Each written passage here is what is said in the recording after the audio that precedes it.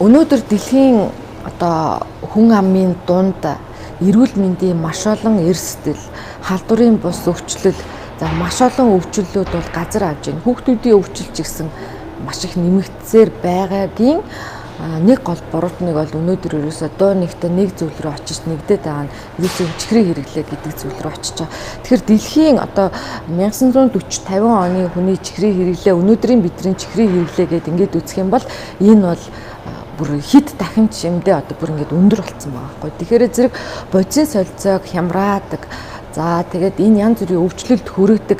За өвчлөлд хүрэхийн гол шалтгаан чинь хүний биед явж байгаа бодисын солилцоо буюу энэ олон 100 химийн уруулуудын одоо уруулд нөлөөлөөд энэ химийн уруулууд буюу энэ бодисын солилцоо буруу явагдаад эхэлчихэж байгаа байхгүй. Энэ эсийн задрал буруу явагдаа ингэ бүх зүйлүүд ингээ буруу явагдаад нөлөөлж байгаа энэ үндсэн анхдах зүйлийг бол өнөөдөр ерөөсөө чихэр гэдэг дээр бол ерөнхийдөө санал нэгдэж байна.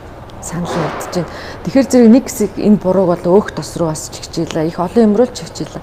Тэгэхээр зэрэг өөх тос бол мэдээж хитрэх юм бол аюултай. Тэгэхээр хоолн дээр бол бүх зүйл хэмжээ гэдэг зүйлийг ярина л да. Тэгэхээр зэрэг өөх тоснаас илүүгээр тийм хор хөнөөлтөй одоо үйлчлэгээ үзүүлж байгаа ийм шимт ижилийн бодис бол энэ өөрөө чихэр болж байна гэсэн үг. Тэгэхээр зэрэг аль болох хүүхдүүдэд энэ чихрийг багаас нь бүр одоо хориод тэр хүүхэд тэрийг одоо бүр ингэж одоо хүүхдэд хит их ингээ багаас нь ойлгуулахгүй зүгээр ингэж хүчээр одоо тэрийг болохгүй энийг болохгүй өхгүй тэгээд байх юм бол одоо нөгөө хүүхэд чи өөрөө хүмүүсийг хараад идэж ууж байгаа хүмүүсийг хараад явандаа тэр хүүхдийг нөгөө хориод байгаа зүйлийг хэрвээ яг ойлгуулахгүй юм бол нууж иддэг одоо гэрээсээ өөр газар ингэж иддэг ийм нэг ийм бас сэтгцэн хувьд тэр хүүхдэд их одоо дарамт авчирна одоо үндсэндээ депресс үүснэ тэгээд энээсээ болоод бас хүмүүжилтэн ч гэсэн нөлөөлөх юм дүр зургууд бол үүсч болно.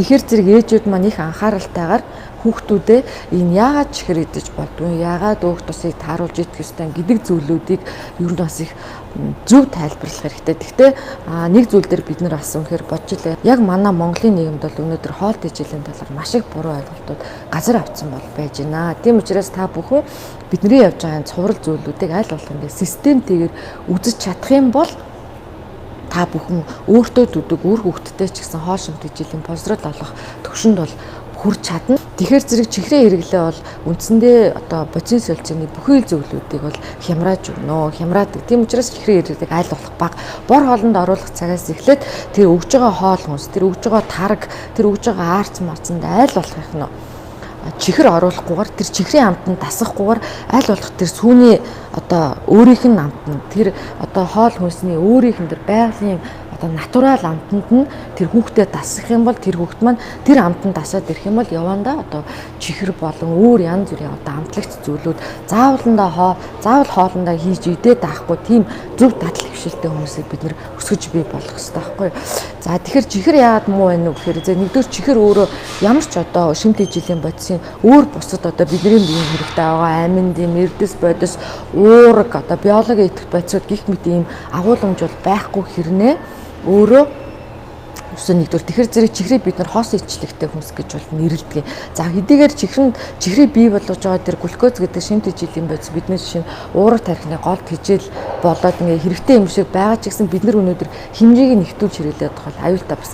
За нөгөө нэг чихэрлэг хүнсний бүтээгдэхүүний гол амтыг бүрдүүлээд байгаа нэг зүйл нь болохоор та нар ингээ шошгыг харах юм бол тэрэн дээр фруктозын өндөр агуулмжтай эрдэн шишин сироп гэсэн ийм бичигдсэн байна. Тэгэхээр энэ бол нөгөө маш өөрөө чихэрлэг амттай. Гэтэл энэ фруктозын өндөр агуулмжтай эрдэн шишин сироп гэдэг бол өөрөө нэгдүгээрт одоо эрүүл мэндэд сөрөг нөлөөтэй байна гэдэг. Тухайлах юм бол тэрэн дотор орсон ба тэр хиймлэр тэр чихэрлэг амтыг бий болгоод байгаа фруктоз бол бидний биед яг нь задарч боловсроодог хаана нэгэн газар ашиглагддаггүй.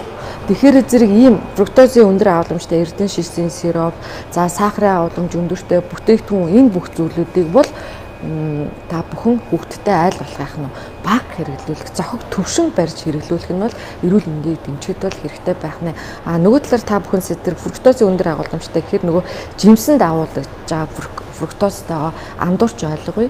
Тэгэхээр зэрэг жимсэнд агуулж байгаа фруктоз бол бидний бие махбодод бол сөрөг нөлөө байхгүй. Харин энэ чихэрлэг янз бүрийн чихэр амттай одоо бялуу юу гэдгийг мөхөөлс одоо энэ бүх юмд ундаа энэ чихэрлэг агуулмжтай бүх хүнснүүдэд байгаа энэ фруктозын чихрийн өндөр агуулмжтай эрдэнэ шишрийн сироп гэдэг зүйл бол эрүүл мэндэд бол төдийлөн сайн бишээ гэж ойлгох нь зөв байна.